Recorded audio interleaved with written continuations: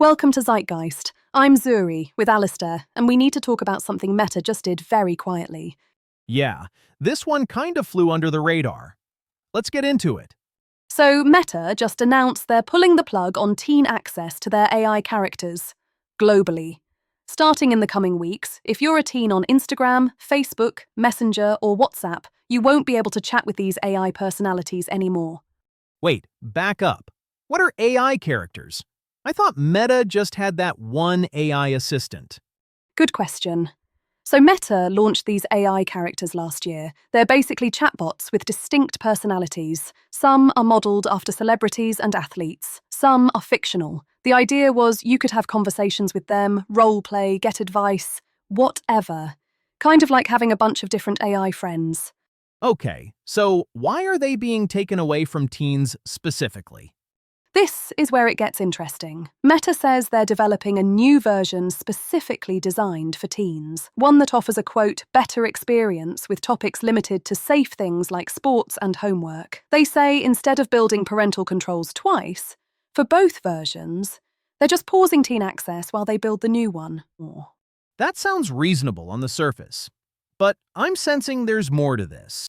Oh, there's more. This announcement came on January 23rd. The New Mexico trial against Meta is scheduled to start February 2nd. That's days away. What's the New Mexico trial about?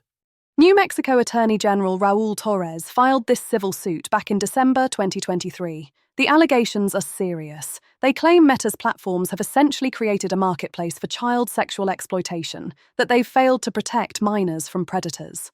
Those are extremely serious allegations. What evidence do they have?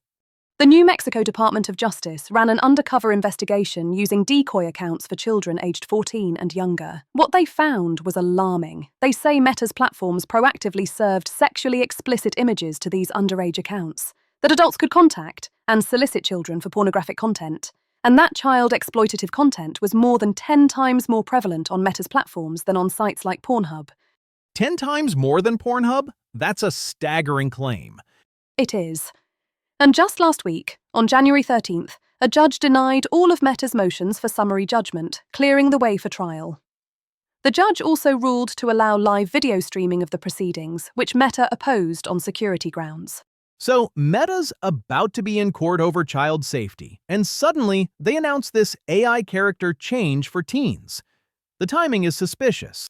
It is suspicious timing, but to be fair to Meta, these AI characters have had documented problems that predate this trial. Reuters and other outlets reported last year that Meta's celebrity-based AI chatbots were engaging in romantic or sensual conversations with teenagers. There were reports of the bots simulating sexual scenarios. That's horrifying. How did that even happen? Internal documents that came out suggested the guidelines actually permitted, quote, sensual chats with teenagers. This prompted a US senator to launch an investigation. Meta has since tightened restrictions, supposedly limiting AI characters to PG-13 content and blocking discussions of suicide, self-harm, eating disorders, and romance with teens. So there were real problems with these AI characters before. This isn't just about the trial. Right. And Meta's not alone here. Character AI, which is a separate company that makes AI chatbots, announced a similar ban on teen access back in fall 2025.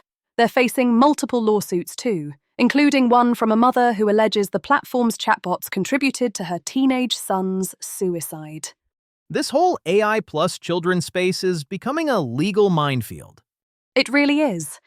There's a growing realization that AI chatbots can form parasocial relationships with young users in ways we didn't anticipate. These bots can be available 24/7, they never judge, they remember everything you tell them. For vulnerable teenagers, that can become problematic really fast. So what are teens actually losing here? What can they still use? Importantly, teens will still have access to Meta's general AI assistant. That's the basic one that can answer questions, help with homework, that sort of thing. What's being removed is specifically the AI characters, the personality-driven chatbots you could have extended conversations with. And how does Meta even know who's a teen? Can't kids just lie about their age? That's always been the challenge. The halt applies to anyone who provided Meta with a birthday indicating they're a minor, but Meta says they're also using age prediction technology to detect users who they suspect are teens, even if they claim to be adults when signing up. Age prediction technology? What does that mean? It's a system that analyzes user behavior, the content you engage with, how you use the platform, to estimate your likely age. It's not perfect, but it's an additional layer beyond just trusting what users enter on sign-up. So Meta's defense is essentially, we're taking this seriously. We're building better tools. Give us time. That's the company line. They announced parental controls back in October 2025 that would let parents turn off AI character chats entirely, block specific characters, and get insights into what topics their kids are discussing, though not full access to the chats. The question is whether that's genuine investment in safety or damage control ahead of legal exposure.